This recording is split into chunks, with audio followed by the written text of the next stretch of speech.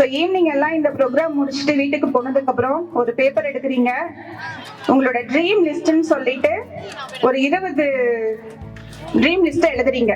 அது என்னவா வேணா இருக்கலாம்.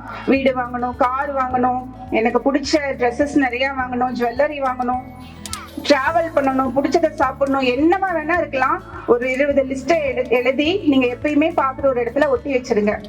டெய்லியும் அது பாருங்க. அது உங்களை மோட்டிவேட் பண்ற மாதிரி வேற எதுவுமே மோட்டிவேட் பண்ணாது.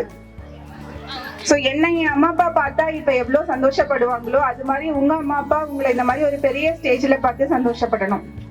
ஓகேங்களா? சோ என்ன பார்த்து இந்த பொண்ணு, அதான் நான் முன்னாடி சொன்னேன்ல, அப்பியரன்ஸ் சரியில்லை, ட்ரெஸ்ஸிங் ஸ்டைல் சரியில்லைன்னு சொன்னவங்க எல்லாம் இப்ப ஊருக்கு போனா என்னோட பொசிஷனுக்காகவும் என்னோட எஜுகேஷனுக்காக மட்டும்தான் அந்த ரெஸ்பெக்ட் கொடுக்குறாங்க.